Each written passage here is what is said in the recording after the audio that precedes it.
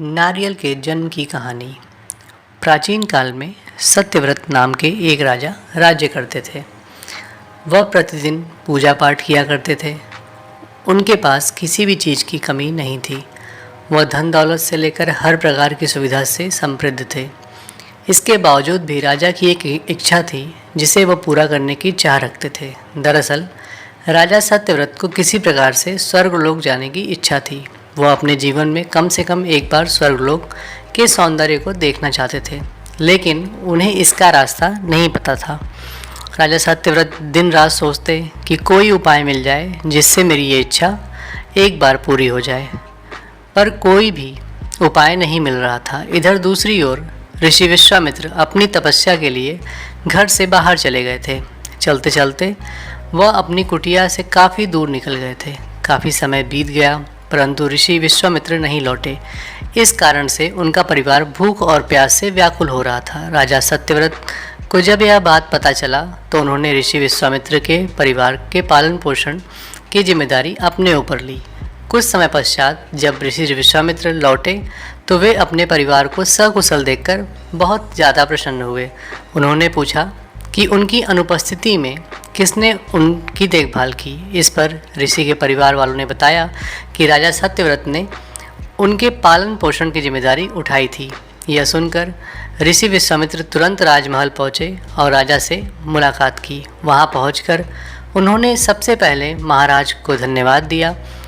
इस पर राजा ने ऋषि विश्वामित्र से अपनी इच्छा पूर्ण होने का आशीर्वाद मांगा। राजा की बात सुनकर ऋषि विश्वामित्र ने कहा, बोलिए महाराज, आपको क्या वरदान चाहिए। तब महाराज ने कहा, हे मुनि, मुझे एक बार स्वर्गलोक के दर्शन करने हैं। कृपया करके मुझे वहां जाने का वरदान दीजिए।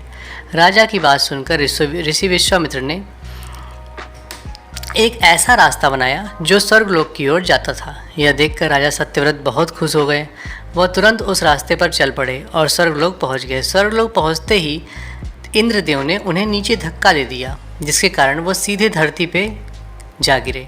राजा सत्यव्रत ने तुरंत सारी घटना ऋषि विश्वामित्र को बताई। राजा सत्यव्रत की बात सुनकर ऋषि विश्वामित्र गुस्से से आग बबूला हो गए। उन्होंने तुरंत सभी देवताओं से इस बारे में बात की और इस समस्या का हल निकाला। इसके बाद राजा के लिए एक नया स्वर्गलोक बनाया गया। नए स्वर्गलोक को पृथ्वी और देवताओं के स्वर्गलोक के बीचों बीच स्थापित किया गया ताकि किसी को परेशानी न हो। नए स्वर्गलोक से राजा सत्यव्रत तो बहुत खुश हो गए, परंतु ऋषि विश्वामित्र को एक चिंता लगातार सता रही थी। उन्हें डर लग रहा था कि नया स्वर्गलोक कहीं जोरदार हवा कारण गिर न पड़े। अगर ऐसा होगा तो राजा सत्यव्रत दोबारा से धरती पर जा गिरेंगे। काफ़ी सोच विचार के बाद ऋषि विश्वामित्र को एक उपाय सूझा। उन्होंने नए स्वर्गलोक के नीचे एक बहुत लंबा खंभा लगा दिया ताकि उसे सहारा मिल सके। ऐसी मान्यता है कि नए स्वर्गलोक के नीचे लगाया गया खंभा एक विशाल पेड़ के तने के रूप में बदल गया। यही नहीं, कुछ समय पश्चात जब राजा सत्यव्रत की मृत्यु हुई तो उनका सिर एक फल में बदल गया। तभी से इस खंभे को नारियल का पेड़ कहा जाने लगा, जबकि राजा का सिर नारियल के रूप में जाना गया। यही कारण है कि नारियल का पेड़ इतना लंबा होता है। कहानी से हमें ये सीख मिलती है कि अगर सच्चे मन से किसी भी व्यक्ति की मदद की जाए तो हमारी हर ख्वाहिश पूरी हो सकती है।